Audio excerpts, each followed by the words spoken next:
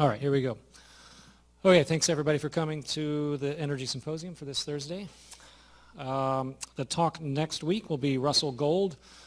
I don't know if any of you on campus got to meet Russell Gold over the past year. He was the first Energy Journalism Fellow with the Energy Institute, so something that we have started at the Energy Institute to bring journalists onto campus to take them away from their day-to-day grind so that they have time to look at energy issues in depth and can learn from expertise on campus. And if you want to meet the current Energy Journalism Fellow, Lauren Madelon, then you can come talk to me at some point if you would like, or Fred Beach. So Russell Gold is going to speak. His title of his talk is Fail Faster, Be Nimbler. Does the oil and gas industry have anything to learn from Silicon Valley? So Russell is a journalist for the Wall Street Journal, their main energy reporter. He lives here in Austin. And a couple years ago, he wrote a book called The Boom on the fracking industry. So he is all about understanding the implications of oil and gas industry, the fossil industry versus renewables coming on. And his current book that he's working on is related to the renewable industry now. So today's talk is given by Dan Matisoff from Georgia Tech, Georgia Institute of Technology, for those who like to say the long word. He researches a variety of things regarding public policy, energy policy, and environmental policy, corporate sustainability. So he does comparative approaches to addressing common problems or common pool problems. One of his advisors as a PhD student was Elinor Ostrom, who won the Nobel Prize for studying common pool resources. So he certainly has this background, and I've had him trying to pass on some of that knowledge to me as we've been walking around today.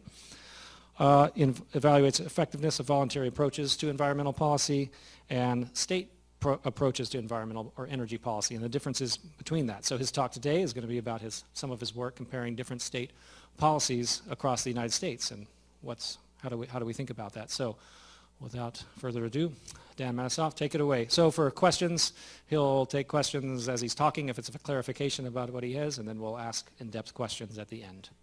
All right, Dan, take it away. All right, hi, and thank you for having me here. I wanted to acknowledge my co-author on the paper, Eric Johnson, who's in the School of Economics at Georgia Tech. So the title of the paper is Cash is King, the Comparative Effectiveness of Solar Incentives. But before I get to the paper, I just wanted to spend 5 to 10 minutes talking about some of my other research that might interest you as well, and then I'll get to this paper for the last half hour of the talk or so. So as Dr. King mentioned, some of the stuff that I work on is how do voluntary environmental programs impact carbon emissions? And so one of the challenges of evaluating these is we often don't have pre-data. We often don't know there's a selection bias issue that because a program is voluntary, maybe firms that opt into these programs are fundamentally different than firms that avoided them. And so a lot of our work, or my work, has been based on or aimed at how you evaluate the environmental impact of private voluntary initiatives. And so this is a lot of corporate sustainability work. How do information disclosure approaches compare to cap and trade type approaches to environmental policy, and how do those produce changes in environmental outcomes? And in a world where we're increasingly asking firms to disclose their behavior, what's the impact of that disclosure? I've been spending a lot of time recently thinking about a program called LEAD, Leadership in Energy and Environmental Design, which is both voluntary and in some ways what we would call an information disclosure program or an eco-certification program. And for those that might be familiar with LEAD, you might know that basically you invest in green energy technologies in your building, and you get points for investing in energy efficiency or water efficiency, or putting a solar panel on your roof, or purchasing electricity that has been renewably sourced. And when you get to certain tiers, you get to put a shinier sticker on your building. So maybe you start off with LEED certified, well, you start off at uncertified, then you get to LEED certified, then you get silver, then gold, and then platinum. And so one of our important observations is that at each of these tiers, you get an additional marketing bump. So if you think about, say, a 39, on there, which is a silver certification, versus a 40, which is a gold, in theory, the performance benefits of the building, so the energy efficiency of a 39 and a 40, look very, very similar, if not identical. But at 39, you only get to put a silver sticker on your building, and at a 40, you get to put a gold sticker. And that additional marketing benefit causes people to invest more in LEEDiness or greenness or energy efficiency.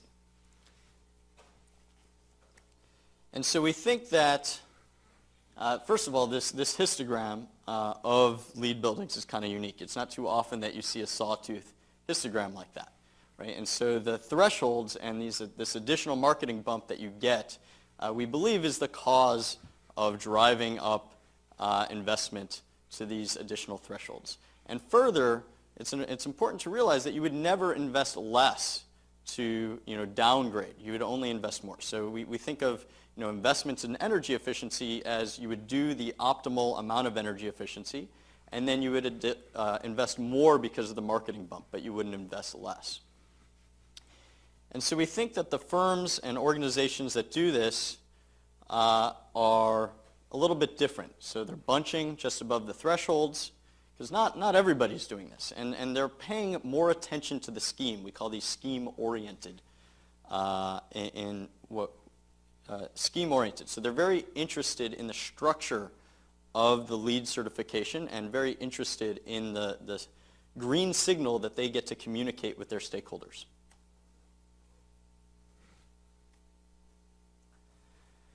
So another dimension of this signal that they're sending is that some of the credits that they invest in are what we would call pure public goods. So they don't actually derive any private benefit from investing in them. So recycling construction waste, or investing or using sustainably certified wood in the building. That doesn't change the operating cost of the building itself. It doesn't affect the experience of the employees that work there. As opposed to other credits like daylighting, using natural light, or good indoor air quality, or energy efficiency that should also provide a private return. And so these might be divided between private goods and public goods. And so not to get too into the theory here, but we think that there's maybe a typology to be developed about the types of green signals that are out there and who's making those signals. And so we see differences between the types of organizations that are sending these signals when they build a building. So government is doing things that are more what we call attribute-oriented rather than scheme-oriented. So they're interested more in the energy efficiency characteristics, in the actual characteristics of the buildings, than in sort of that thresholding behavior. In contrast, for-profit is doing a little bit more of paying attention to the structure of that marketing signal. In addition, we see that government is doing a little bit more of public good type stuff. So they're interested in things that benefit society as a whole. For-profit is doing stuff that benefits themselves. Maybe not so surprising and not huge on the margins, but kind of interesting nonetheless. Another project that I've been working a lot on recently is the adoption and diffusion of energy technologies and energy policies. So one of these that we've recently worked on is smart metering adoption. And what we found with smart metering adoption is that it's this not just federal funding or state laws or the Public Utility Commission, but these things all have to align.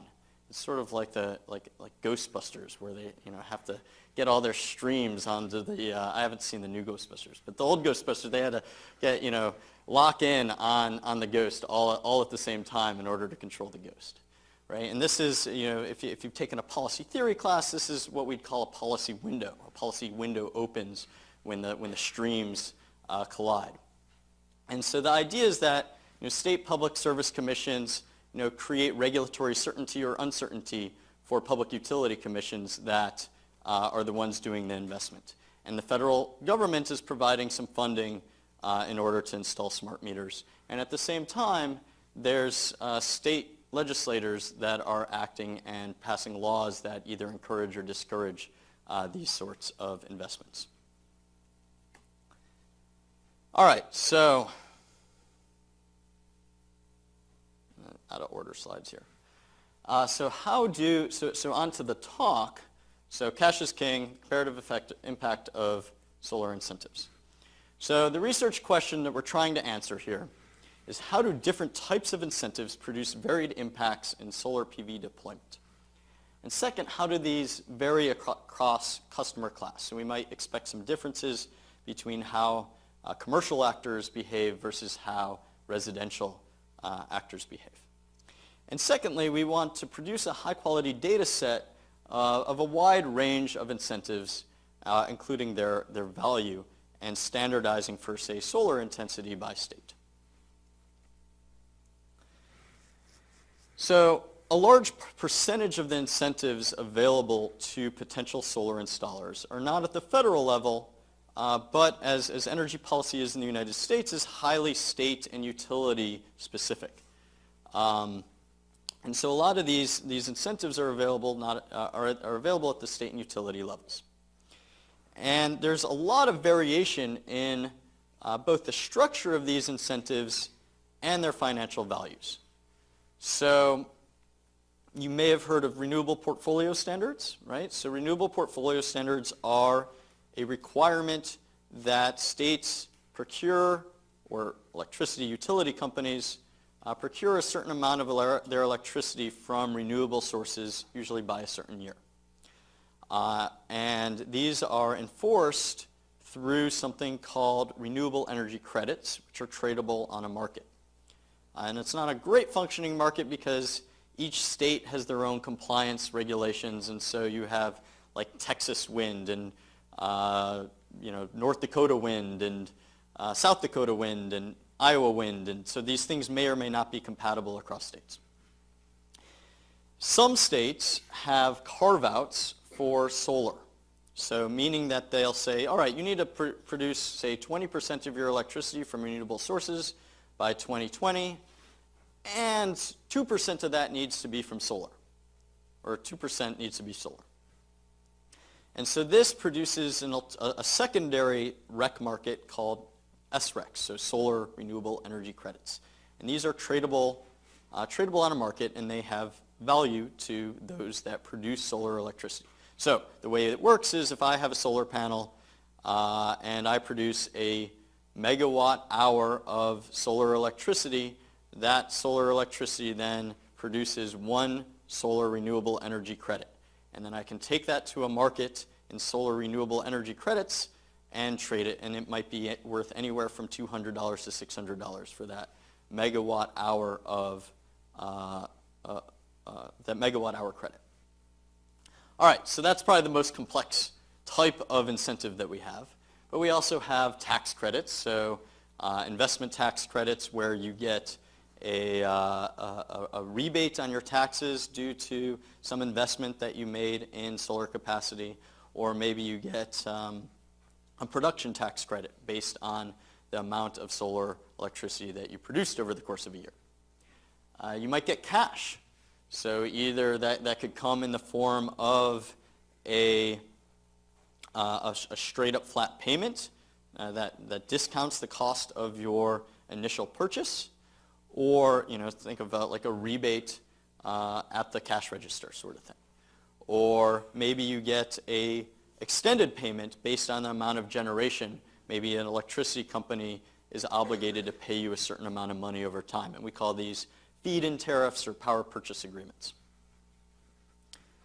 We have sales tax holidays, so maybe you don't have to pay sales tax on your solar panels, and maybe this money comes back to you in the form of property tax rebates. So maybe you get payment based on generation or based on the capacity of solar you have embedded in your property taxes. Existing quantitative research often simplifies these policy treatments using binary or count variables. So a lot of research out there just says, look, these states have this number of policies and it's produced this amount of impact. Or these states have a renewable portfolio standard. Oh, and look, they've installed a lot of renewable energy. It must have worked. And we don't think that this is a particularly good way to evaluate policy. One, because these binary variables ignore the complexity and heterogeneity across policies, meaning that these policies are very different from each other. As I mentioned, they differ in terms of whether it's capacity or on flow. They differ in value. And certainly just counting up policies isn't really a great way to measure the effect of policies. A lot of evaluations to this point have focused on individual policies. So many focus on renewable portfolio standards because they're sort of highly salient to the public. These are very popular, and they're thought to be a big driver of renewable energy, although most of these are focused on wind energy and not solar. The California Solar Initiative, which was a major cash program to incentivize solar electricity, that's gotten a fair bit of attention in the literature. And net metering policies have also received a bit of attention as well. A lot of literature, as I mentioned, uses a binary dichotomous count metric of these heterogeneous policies, and they often only cover limited years or states. And we think that this research masks the heterogeneity in the programs. For example, renewable energy credits could be extremely valuable or not valuable at all, and that's very state dependent. And it changes over time because they're traded in a market. Cash incentives and tax credits could be very generous or not. And programs could have interactive effects as well. So studying each of these individually might be missing the bigger picture. We also think that the incentive structure might matter. So for example, tax research suggests that the salience of incentive type matters. So for example, if you purchase something in a store and the tax is included in the price, that affects your behavior more than if the tax is assessed at the register. You just don't think as much about the tax if the tax is going to be assessed at the register. High capital costs might also make tax credits ineffective because you have to pay up front for a solar panel, and then it's not until the end of the year that you get your tax credit.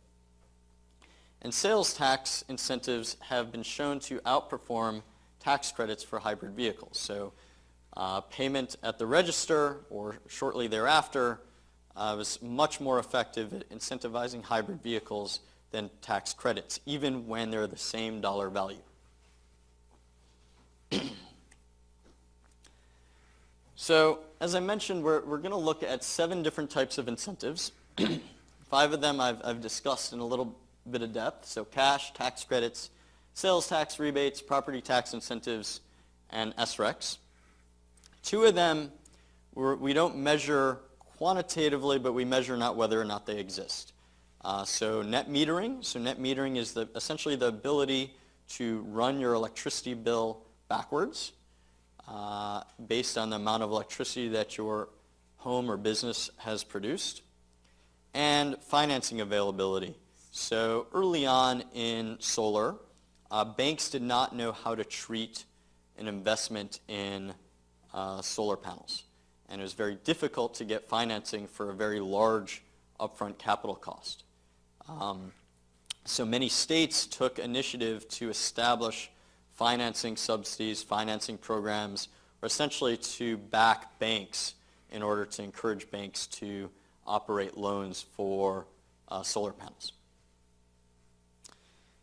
So, as I mentioned, there's these incentives have many different structures.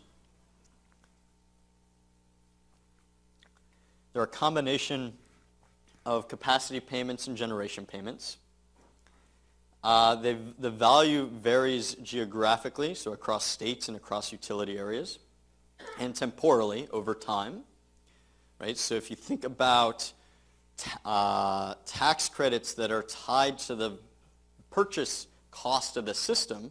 As the purchase cost of the system changes, the value of the tax credit changes.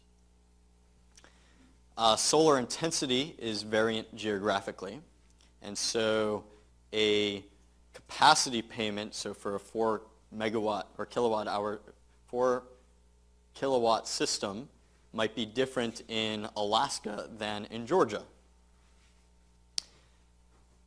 These incentives can vary upfront versus over time. They can have fixed value versus generation value. They can have size limitations. And sometimes they're in AC and sometimes they're in DC.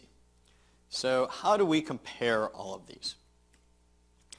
And so we need to standardize the value of this huge, what ended up being about 470 different state and local incentives across the US over 11 years.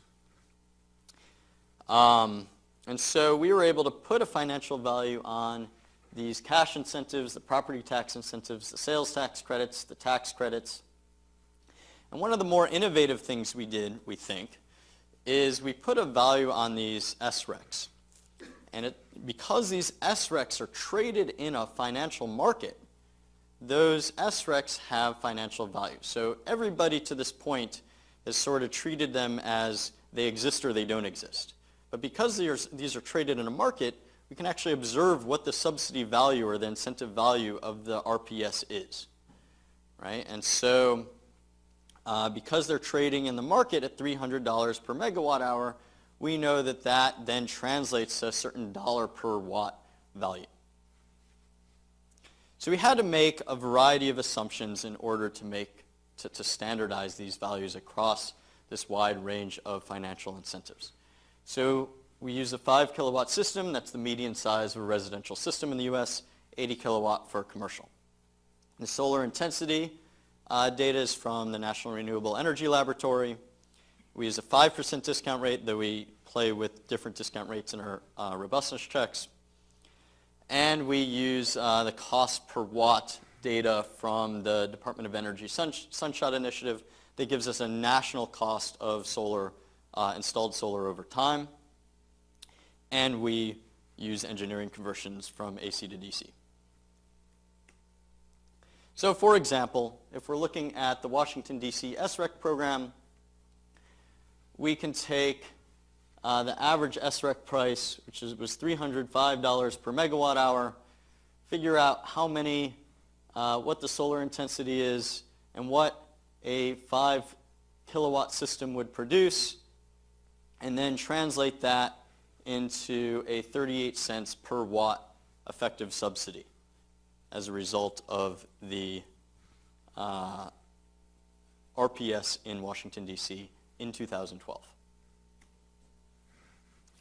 The data, the dependent variable that we look at, the installation data of solar, comes from the Interstate Renewable Energy Council data set.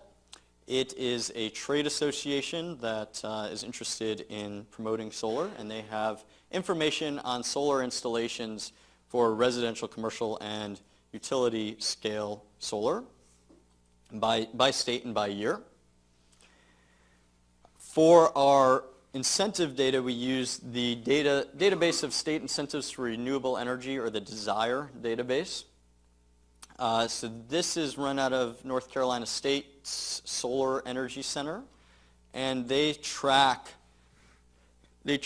all the different policies passed by states and link. Nowadays, they actually give you a link to the authoring legislation. They give you a link to what years the policies were changed and that sort of stuff. It's pretty complete, although when we were doing it, it was much less complete, and we had to call state energy offices in order to supplement this. And so I think we have 504 valued incentives in our data set and 381 other rules and regulations that we coded as well. And the incentives are coded from 1998 to 2012. And the SREC price data that we use to value the incentive value of a renewable portfolio standard comes from Merrick Spectron, and we had to pay for that. In addition, we use a variety of control variables, so state and personal economic trends, so gross state product and gross state product per capita. Changing state ideologies, so maybe more liberal states behave differently over time than more conservative states. Electricity rates, presumably if electricity rates are higher, people are more likely to invest in solar. And importantly, we have two parameters in here, state fixed effects and year fixed effects. So this is called a two-way fixed effects model. I don't know how many people have taken advanced econometrics, but state fixed effects captures time invariant state characteristics. So if you believe that some states are just fundamentally different than each other and are going to behave differently, the idea is this creates an individual intercept for each state that captures that state level heterogeneity. And year level fixed effects captures changes that are common to all states but change over time. So this is going to soak up any variation in price changes for solar that are common to all states. It's going to soak up all the federal incentives because those also affect the states commonly. It's going to also capture changes in the solar technology over time, so increases in efficiency and that sort of thing.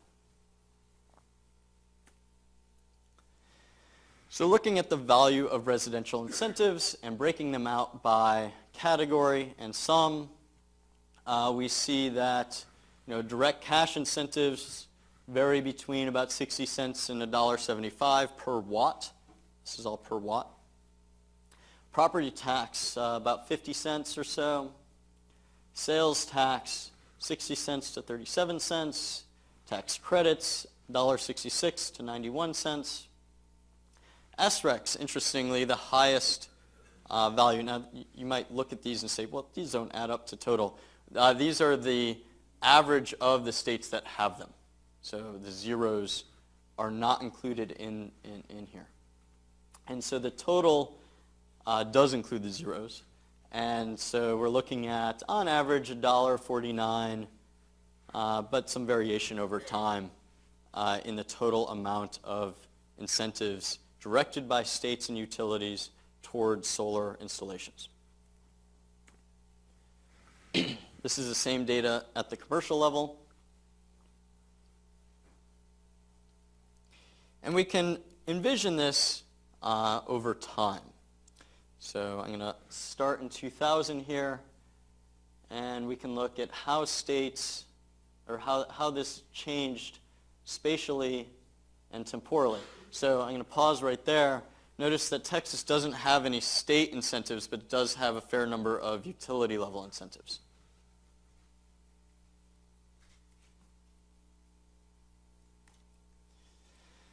We can look at this in aggregate over time.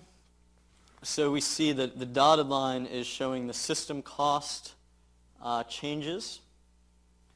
And each of these other lines in our graph are the different specific incentive types, and then the black is the total incentive.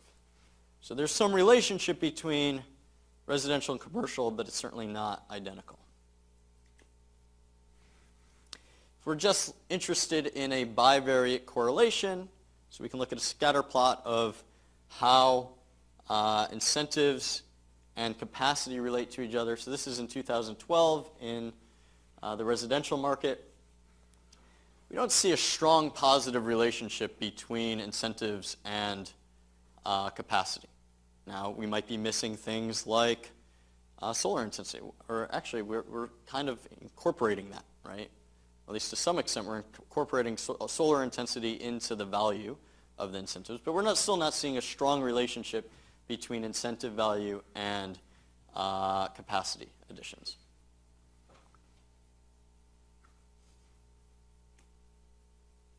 If we look at it over time, we do see that things are moving out and to the right a bit, but it's certainly not it does not appear to be a very linear relationship. You might expect things to move both in, as things, you would expect the ones out here to be much higher up, right? As the incentives are stronger, you would expect there to be more additions, and we don't really see that. So now we're going to move to a multivariate perspective. So in our first equation, so we're just going to look at the total impact of incentives on installation. So we have kilowatts installed per 1,000 customers. This is measured at the state year level. And the primary thing we're interested in is just the total sum of incentives. We also have a series of state policy dummies. So whether or not each of these individual policies was in effect each year. And then we have our control variables that I talked about, our state fixed effects and our year fixed effects. In our second specification, we're then going to allow the incentive values to be disaggregated across all the different categories. And we're also going to allow them to interact between the state financing programs or, in the commercial case, net metering.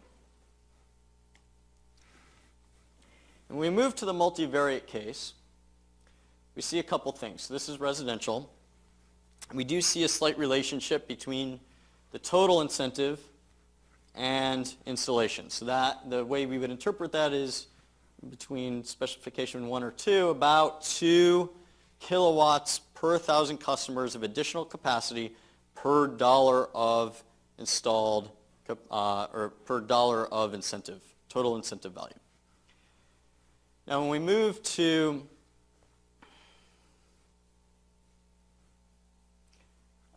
specification 3, where we allow that to interact with financing, we see a much stronger effect if there's financing available. So if financing is available, that suggests that now we're up to 3 kilowatts per 1,000 customers per dollar watt incentives. Nicely, we see that people are in fact installing more solar if their prices are higher. So that's a nice feel good, something's working out. When we move to the commercial case, we see that total incentive amount is not significant, doesn't seem to matter. When we interact it with net metering, it becomes highly positive and highly significant. So this suggests that the way that the total incentive amount works is through having net metering available, the ability to dial your electricity bill backwards. Now we're going to disaggregate the different incentives. And here we see that, so when we break them out by type, we see that almost really entirely all the effect is driven by cash.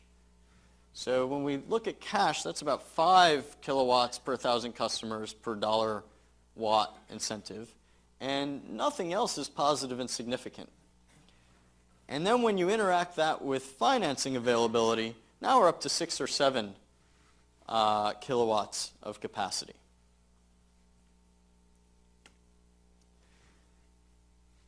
When we look at commercial, we see that it's working through different incentives but interacting through net metering. So both the tax credits and in this case sales tax incentives as well. Those are really rare. I wouldn't pay too much attention to sales tax, but the tax credits seem to matter for commercial businesses, not for residential. Net metering matters for commercial, not residential, or less so. And financing matters a lot for residential, less for commercial, and cash matters for residential. So we see a fair bit of spatial temporal variation on incentives, right? We saw those maps and the changing colors.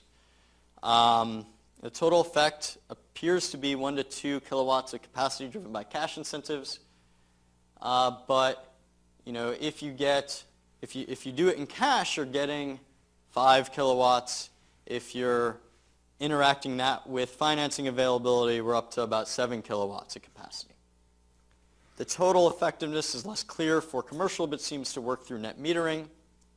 Financing appears to be a big enabler for residential. Net metering works as an enabler for commercial. Cash appears to work much better for residential. And one of the things that we think is going on here is this thing called salience, that people can pay attention to cash much better than they pay attention to tax credits, to property tax rebates, to these things that you might trade on a market called SREX. And I'll talk a little bit more about that in a few minutes. Tax credits do seem to work for commercial, and others really just don't seem to matter that much. And we think that this is a salience story, it's an uncertainty story, it's a complexity story. But that leads us to do some quick back-of-the-envelope calculations. States offer about $4.7 million per year in incentives. About $2.1 million of this is via cash with financing options available, and $2.6 million is directed in other ways that we did not find to be effective. So this, over 11 years, and the states that participate in these programs, works out to $1.2 billion in cash plus financing, and $1.5 billion that has been spent on ineffective policies. That is 56% of the incentive value, and this assumes that people took advantage of all incentives that were available to them. 56% of the incentive value was spent on programs that had no positively statistically significant relationship with additional incentives. We might interpret this from an econ perspective in that these installations probably would have occurred anyway. So the installations occurred, they weren't caused by the incentives themselves. It's similar, there's a study on cash for clunkers that showed that essentially a lot of the money that was put into cash for clunkers went to people that were already going to buy a new car.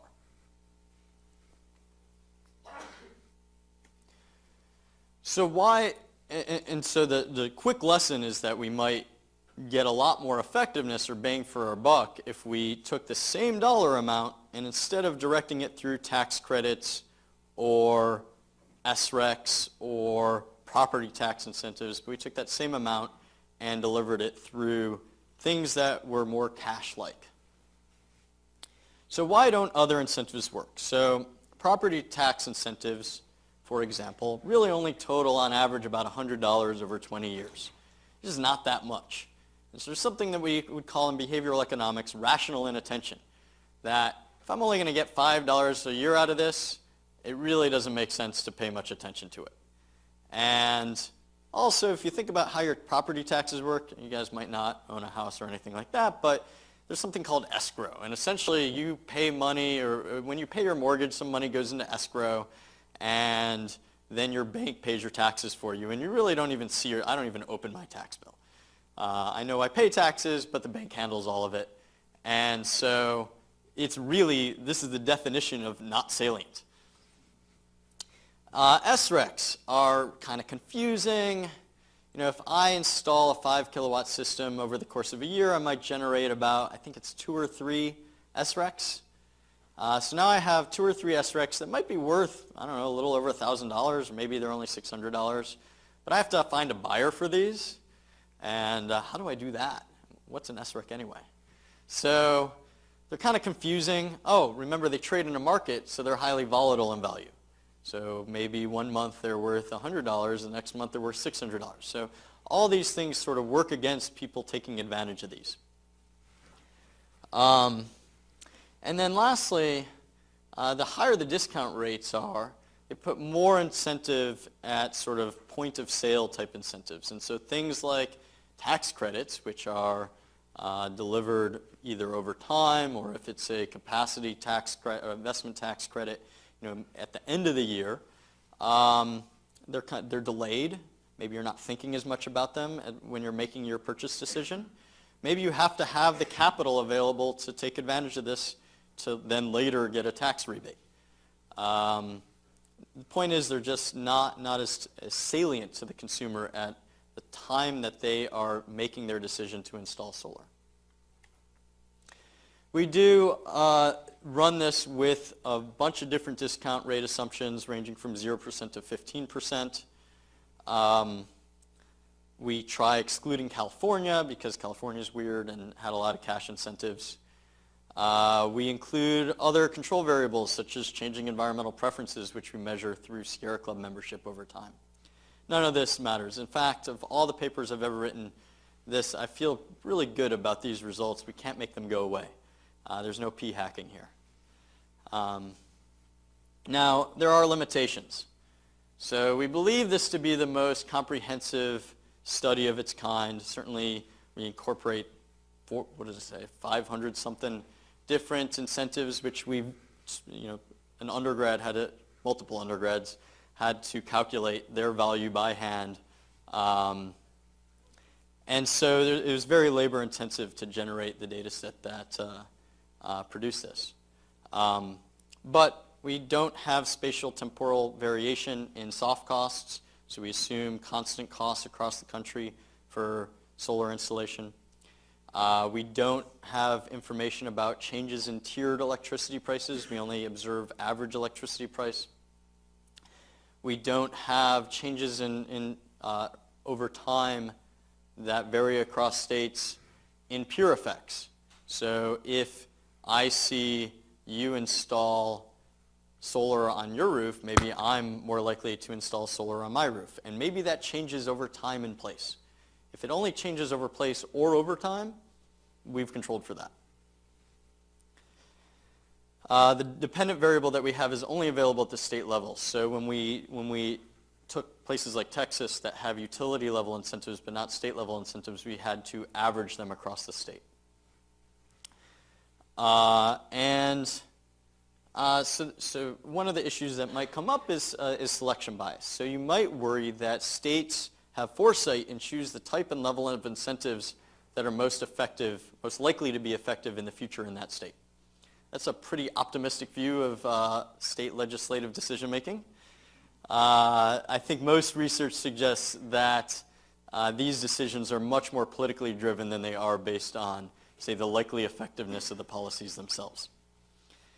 You might worry that states that have lower costs have more generous investments, or states that have higher costs might have more generous investments, and either of these might bias the results in one direction or the other. And if the incentives are not fully funded or otherwise limited, our point estimates would be lower. They would be biased downwards. So the first couple of these would produce positive bias, and these would produce negative bias to our results. So in conclusion, some incentives are much more effective than others. The tax system does not appear to be ideal for delivering renewable energy policy. Public finance folks would love that. Political scientists would point out that delivering it through the tax system is far more politically palatable than giving cash out. Solar erects, the most valuable of the incentives, don't appear to incentivize solar installation. Cash incentives are highly salient. Tax credits are less salient. The irony of this is that usually when we design taxes, we don't want them to be salient. We don't want people to avoid earning income because they're being taxed on income, right? But we do want them to behave in response to incentives for solar. We want them to install more solar because we're incentivizing solar. The results are consistent across discount rates, and you get much bang for your buck with cash. You can get about 5 to 7 times more capacity if you redirected the same dollar amount of incentives to cash rather than how we currently do it. All right, thank you very much.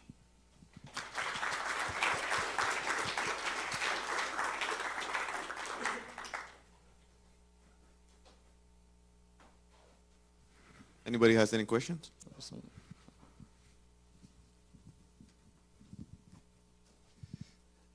Thanks for coming to speak with us.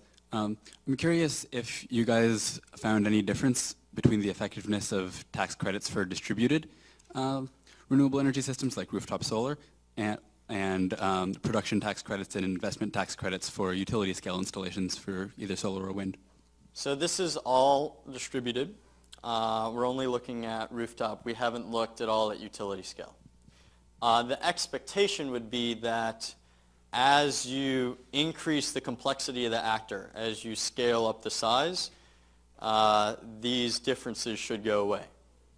Right? So we do see in commercial that tax credits are more effective already.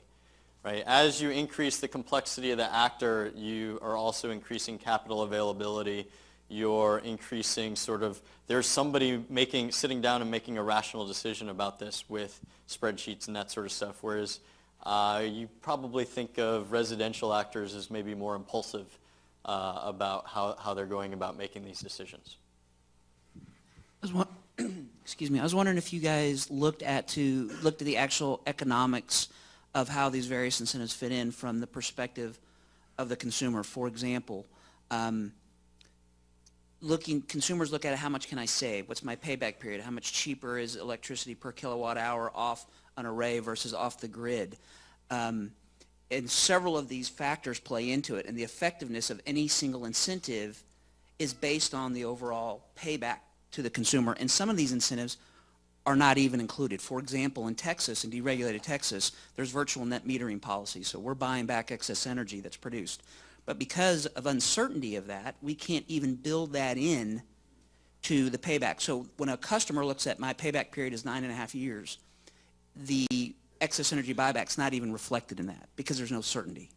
So it seems to me the bigger issue here is how visible that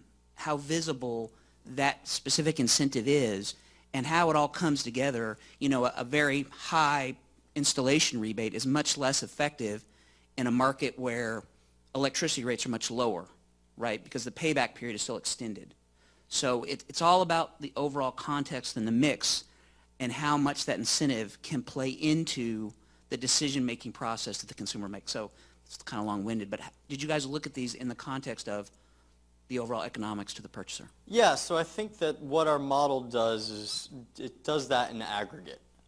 So if you remember, electricity prices in the model, and we do see that places that have higher electricity prices are having more installation, right? We don't interact electricity price with net metering, though that's not a bad idea. But what we are seeing is that, yeah, places that have essentially shorter payback periods are experiencing more installations, right?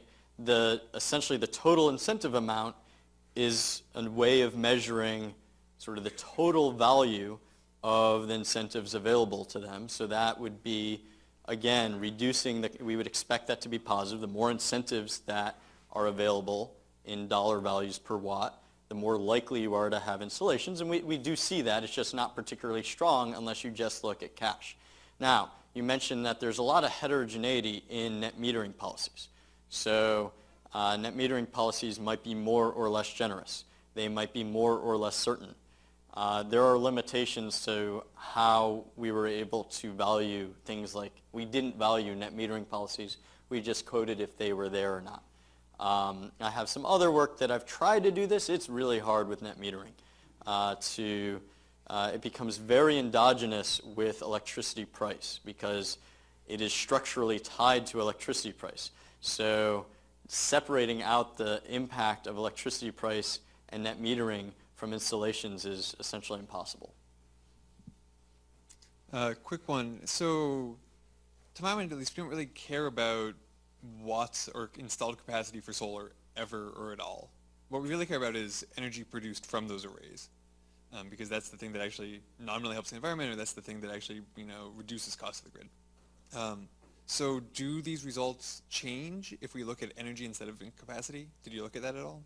So presumably our dollar per watt is convertible to a dollar per kilowatt hour, right? And I don't know what the conversion though is spatially dependent, Exactly. right? Because of solar intensity. So we chose dollar per watt for a couple reasons. One, because the cost data we had was per watt, but also we just thought it'd be simpler to discuss the effect. But many of the incentives were delivered in kilowatt hours, and some were developed or delivered in kilowatts. So the point of the standardization and conversion was to get everything standardized, right? So, and we just chose to do it on dollar per watt, but presumably a dollar per watt is also a dollar per kilowatt hour, which depends on the amount of sun that you get on your roof, right? Yep. Let me ask a follow-up question on that. There are probably no data on how much kilowatt hours are being generated, distributed PV. We probably actually don't know that. Somebody could point their panel to the north and they installed it and we have no idea. So EIA is now, I don't know where they're getting their data, if they're getting it from a survey of electric utilities. I think electric utilities are now required to report distributed generation data to EIA, but this only started being collected a couple years ago, so it's not available in the years that we use. Hi. So I had a question about the commercial results where I believe you said that different incentives appear to be working, but an important variable is the presence of net metering policy. And so in some places net metering, maybe it's controversial, or in some places maybe it will go away as the solar industry matures. And I was wondering, do you have sort of a recommendation or insights on how that might change things for incentivizing the commercial sector? If net metering goes away in a particular area? Yeah, I think so, and this relates to another project that I'm working on, where I've been working with an electric utility to model sort of what happens under their net metering policy and if the state legislature ratchets up their solar RPS. And as the solar, at least in this case, what we saw happen was as you ratchet up the amount of solar, you start shifting the peak hour of production, or peak hour of sort of grid demand. It shifts later and later in the day to eventually 7 o'clock from 2 p.m. now. And consequently, because of the way that electricity rates are currently structured, that then creates distortionary effects on who's paying for the grid itself, even beyond if you don't have solar, you're transferring costs to people, or if you do have solar, you're transferring costs to people that don't. We saw this also true at the class level. So consumer classes that installed more solar transferred costs of the grid to classes that don't. So this suggests that eventually we're going to have a discussion about electricity rates and how they're constructed. And I think we'll be revisiting a little bit how net metering is done as well with that. One of the things I've learned from this project is, so economists like to talk about cost attribution, and that you should align the costs of maintaining the grid with those who use the grid. But you start to think about, well, what is the cost of using the grid? And is it total generation and how that's delivered? Is it the capacity? Is it just simply the ability to access it as if it's a battery? And so it's really not clear what the cost attribution of operating the grid would look like. And eventually this essentially becomes a political question more than an economic question. And so I don't know if I've answered the initial question, but I think at least I've danced around it. But what should be done about net metering policy? I think that's a political question. I think that it depends what we want to incentivize and as a society, and how we think that should fairly be compensated. And I don't think there's a clear answer from economics of how that should be done. But yes, if you reduce net metering payments, that would probably reduce the amount of presumably, we believe that net metering is a financial incentive, right? That by spinning your bill backwards, you're incentivizing it usually at the retail rate. If you were to reduce that to the wholesale rate or to 2 cents a kilowatt hour, presumably you would have much less in solar installation. Well, I have a question then, if we don't have any others. So on your commercial regression slide, or results from the commercial regression, I noticed that gross state product per capita had a negative and strong relationship with the effect of the solar incentives. So I'm trying to interpret that in my head. Does that mean the more solar incentives you have, hurts states that are rich, or makes states that are rich not want to install solar. I was trying to make sure I could understand what the heck was going on there. So yeah, the gross state product per capita line there, negative and highly influential. Yeah, I mean, so what this, yeah, so states with wealthier citizens are less likely to have installed solar. I can't say I have a great interpretation for it, but in the sense that it's an aggregate measure that's thrown in with everything else. Remember that this is controlling for state fixed effects. So this is states that have become wealthier over time, over the last, in that time frame, have been less likely to install solar. Right. So places that, maybe it's the whole southern belt, right, as opposed to places like New Jersey and California. So, because you're controlling for a baseline, right? So you're only looking at changes in income and how that relates to changes in installations. But if I'm interpreting your work being a You would still expect econometrician, it to be yeah. positive. Yeah. So it's like if I give even more money for incentives, I install even less solar in these. That's the, No. no? Well, This is the value of the solar No, incentive. this It's is negative GSP. money, right? So this is income, just income per capita. This isn't the incentive value. It's just a control variable. So, but yeah, the up there, the negative 6.5, that is suggesting that the total incentive amount, the more that you're giving, is producing less, but it's not significant. It's not significantly different from zero. It's suggesting there's a lot of noise. Our commercial results are not nearly as good or strong, or easily interpretable as our residential results, and we don't really know why yet. The commercial results are newer. Haven't played around with those as much.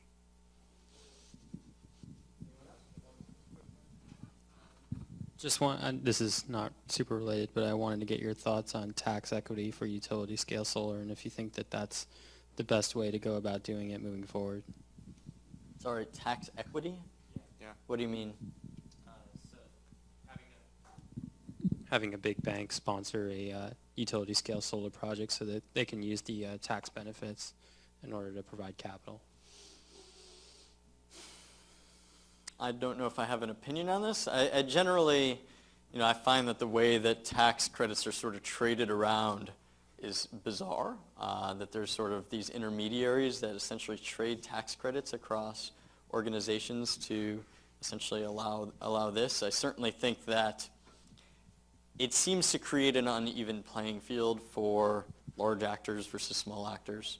I think that a nice development has been community scale solar, and the ability for essentially a group of homeowners to band together to get better prices and better access to capital for investment. I also think that the whole sort of crowdsourcing and crowd financing movement is kind of an interesting development when it comes to solar. So there's websites where you can go on and fund solar on a school at a 2% interest rate or something like that. People can kind of choose to finance those things. It's kind of an interesting development. I don't know if that answers your question, but all right, great. Kind of a follow-on to that. Have you done any comparison between, adoption rates between folks who are presented with incentives versus just on-bill financing, where, there's no cash up front or very little cash up front? So our data ends before a lot of the third-party financing availability really took off. Certainly that seems to be a huge development in both the equity implications for who can install solar, just the barriers to entry are really low, and the and sort of it's really taken off since then. It's interesting. I've had some conversation with Georgia Power about why they don't engage in those sorts of programs. And, it's a cultural thing. They say stuff like, we're not a bank. We don't want to be a bank. We don't want to be financing solar, although they're starting to change. They're starting to actually do more I don't know if they're doing on-bill financing, but they are at least starting to participate in installations and resist engaging in this.